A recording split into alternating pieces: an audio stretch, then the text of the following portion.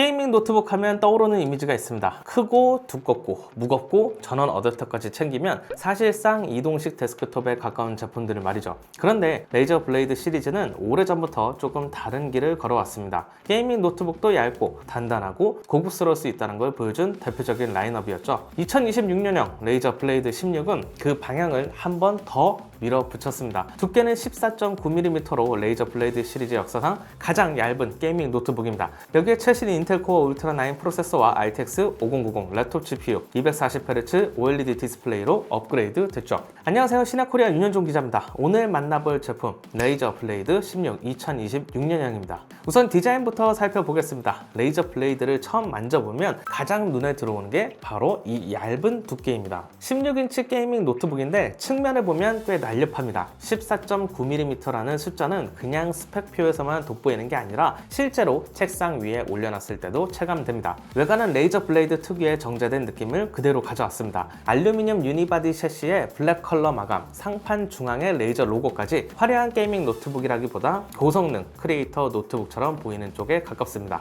노트북 본체 무게는 저희가 실제로 측정을 했을 때 2.1kg으로 확인됐습니다. 얇긴 하지만 손에 들면 고성능 부품과 방열 구조가 꽉 들어찼기 때문에 특유의 그 밀도감이 느껴집니다. 함께 제공되는 280W 출력의 어댑터 무게는 817g으로 어댑터와 노트북을 함께 측정을 했을 때 약 2.9kg으로 휴대하실 때 이 정도 무게는 참고하시면 좋습니다. 포트 구성은 썬더볼트 5와 썬더볼트 4, USB-A 포트 3개, HDMI 2.1, 풀사이즈 SD카드 슬롯과 오디오 잭이 포함되어 있습니다. 얇은 두께임에도 주요 작업을 하는데 필요로 하는 포트들도 놓치지 않고 모두 마련해 놓은 것도 특징이죠. 또 썬더볼트 5 덕분에 8K 초고해상도 모니터를 연결해 사용해 데스크톱 PC 환경처럼 작업도 가능합니다. 디스플레이는 이 제품에서 가장 만족도가 높은 부분 중 하나입니다. 16인치 QHD 플러스 해상도의 16:10 화면비, 그리고 삼성 OLED 패널이 탑재돼 밝고 정확한 컬러를 보여줍니다. 또 주사율은 최대 240Hz, 응답 속도는 0.2mH죠. OLED 특유의 깊은 블랙, 빠른 응답 속도, 높은 명암비가 더해져서 게임을 할 때도 영상을 볼 때도 체감이 큽니다. 특히 전보다 더 밝아진 화면은 배사 디스플레이 HDR 트루블랙 1000과 칼맨 인증을 받았고 HDR 모드에서는 피크 밝기가 최대 1100니트까지 올라갑니다. 게이머 입장에서는 240Hz 주사율이 매력적이고 크리에이터 입장에서는 OLED의 색 표현과 명암비가 장점이죠. 키보드는 레이저 크로마 RGB 효과를 지원하고 액세서리들과 동기화되면 더 화려한 컬러 표현도 가능합니다. 멤브레인 타입 키에 1.5mm 키 트래블로 타건감도 상당히 부드럽고 조용하죠. 전체적인 타건감은 과하게 게이밍스럽지 않습니다. 터치패드는 윈도우 노트북 중에서도 상위권에 들어갈 정도입니다. 일단 사이즈도 굉장히 크고 터치감도 맥북 터치패드와 거의 비슷할 정도로 부드럽습니다. 스피커는 레이저만의 공간감을 살린 THX 공간 오디오 플러스를 지원합니다. 전문가들의 튜닝을 거친 6개의 스피커 시스템과 공간 오디오 솔루션 덕분에 영화나 노래, 게임에 몰입하기 좋게 공간감을 살려주는 장점이 있습니다. 오늘 리뷰하는 레이저 블레이드 16 2026은 AI PC 흐름에 맞춰 50TOPS NPU 성능을 갖춘 인텔 코어 울트라 9 386H가 탑재됐습니다. 여기에 최대 165W TGP를 지원하고 24GB GDDR7 VRAM을 갖춘 엔비디아 지포스 RTX 5090 랩톱 GPU, 32GB LPDDR5X 9600MHz 메모리, 2TB SSD 구성입니다. 메모리는 온보드 방식이라 구매 전 옵션을 정확히 파악해야 하고 PCI Express 4.0 NVMe SSD 슬롯은 2개에 최대 8TB까지 확장 가능합니다. 벤치마크 테스트를 해보면 시네벤치 2026 기준으로 CPU 멀티스레드는 4025포인트, 싱글스레드는 478포인트가 나왔습니다. GPU 점수는 96,085포인트였죠. 시네벤치 R23에서는 멀티코어 17,451포인트, 싱글코어는 1990포인트를 기록했습니다. 인텔 코어 울트라 9 386H도 충분히 빠른 프로세서지만 이 노트북의 성격을 결정하는 건 역시 RTX 5090 랩톱 GPU입니다. PC마크 10 익스텐디드 결과는 12,222점인데요.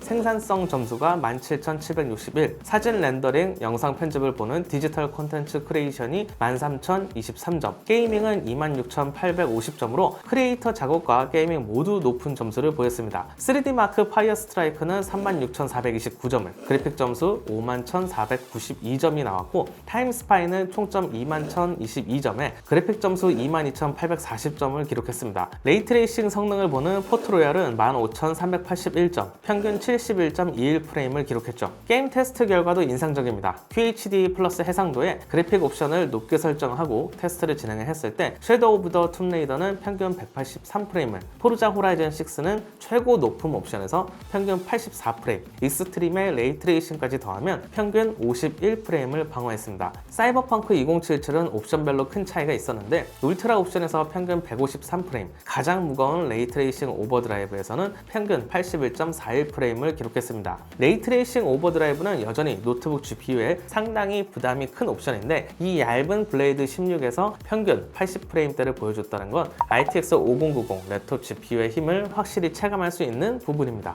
14.9mm 두께의 RTX 5090 랩톱 GPU로 초고 성능을 담아냈지만 반대로 발열은 살짝 있는 수준입니다. 베이퍼 챔버 쿨링 시스템 덕분에 열을 효율적으로 배출하는데요. 게임을 하는 동안 발열 체크를 해보면 키보드 부분은 가운데 부분을 제외하고 약 27에서 29도 수준으로 관리를 해줍니다. 물론 알루미늄 바디 특성상 열감이 전체적으로 올라오긴 하지만 특이한 건 왼쪽에 이 게임 키를 주로 사용하는 게이머들을 고려했는지 왼쪽 팝레스트 부분은 30도 내외로 온도가 관리가 됐고 오른쪽은 33에서 34도 정도로 발열 차이가 조금 있었습니다. 팬소음도 귀에 거슬리지 않는 것도 장점입니다. 트리플 A 게임을 진행하면서 테스트를 했을 때 팬소음은 성능 모드에서 50dB 초반대로 측정됐습니다. 조용한 노트북은 아니지만 날카롭게 거슬리는 소리라기보다 일정하게 바람이 빠지는 느낌에 가깝습니다. 배터리는 90Wc 용량의 리튬이온 폴리머 배터리가 탑재됐고 30분 안에 50% 충전이 되는 고속 충전 기능도 갖췄습니다. 또 48분 만에 80%까지 충전되는 배터리는 급하게 사용해야 할 때 좋습니다. UL 프로키온 1시간 생산성 배터리 소모 테스트를 진행을 했을 때도 1시간에 17%를 소모해 대략 5시간에서 6시간 사용 가능하게끔 짐작할 수 있었습니다. 레이저 블레이드 16 2026년형은 최신 인텔 코어 울트라 시리즈의 최대 지포스 RTX